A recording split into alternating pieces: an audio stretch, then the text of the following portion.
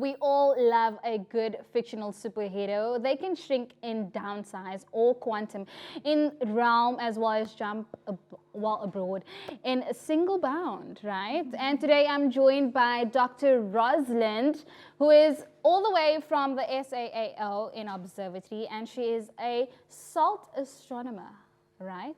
Which means South African Large Telescope Astronomer, right? Yeah. So there are many people at home today that do not know what a SALT astronomer is. So could you please enlighten them on what a SALT astronomer is and what it is that you do? Yeah, so SALT, as you said, it's the Southern African Large Telescope, and that's the biggest telescope in the Southern Hemisphere. So it's an optical telescope, which means it captures the light from the stars and the galaxies. And I'm one of the team of 8 astronomers who manages this telescope, operates it on behalf of all of our partners around the world.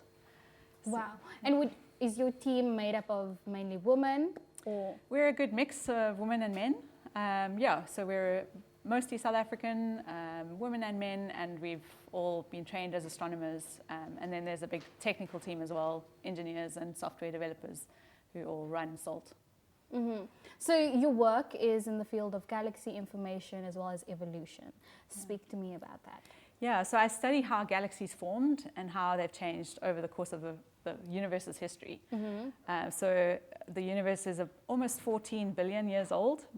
Wow, Yeah. 14 billion years. And galaxies formed fairly early on in that history and have evolved and changed over time. And so what I do is try and figure out how did they end up looking like we see today. So we're in the Milky Way galaxy, it's like a big spiral-shaped galaxy made up of about 50 billion stars, stars like our sun. And we want to understand, do galaxies all look similar to our Milky Way? How do the weird ones, what happened to them that make them look different? How did we get here in our little Milky Way galaxy, and how different is the rest of the universe around us? And I can hear, Dr. Rosalind, as you were speaking, you were so passionate about what it is that you do.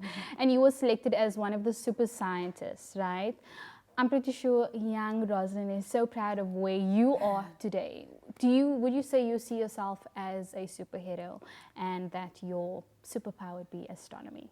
I think young Rosalind would be really surprised and proud, as you say, but I would never have expected that. A superhero scientist just didn't cross my radar. But within astronomy, we definitely have some superpowers.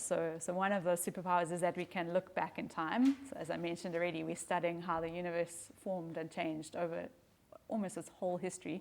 So looking back in time, I think, is a pretty cool superpower. And then we have these giant eyes on the sky. So it's not my personal superpower, but I make use of the superpower of our telescopes, like SALT, and also the Meerkat radio telescope. So you might have, as a superhero, you might think of X-ray vision or something. And astronomers make use of X-rays and radio waves and all of the whole electromagnetic spectrum to learn about our universe and all of the things in it. So, yeah. And we're speaking about little Rosalind, but now let's tie to the wider spectrum, to the world, to the younger kids out there. How important is it for you to know that the other people out there get to find out what science like astronomy and things like that? I think it's very important to encourage younger people in South Africa particularly to go into astronomy. So we have these amazing facilities like SALT and then also the Meerkat radio telescope, which is only about 5 years old, or 5 years since it started taking in data. And these are really world-class facilities, and we need astronomers in South Africa to make use of them and to really take the data that's coming in and learn something new about our world and our universe from it. So there are lots of opportunities at the moment for young South Africans, and we have a very strong history of astronomy in Cape Town in particular. The observatory is now more than 200 years old, and people here in South Africa have been looking at the stars and using the stars for guidance for millennia. But now we really have this opportunity with these incredible telescopes to find out details that we never expected to be able to learn before. And it's opened up this whole new window on the universe. So it's a great time to get into astronomy.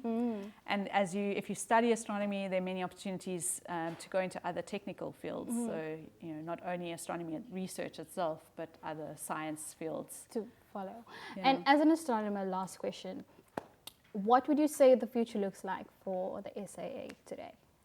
As I said, very strong. So we've got Meerkat and SALT existing already.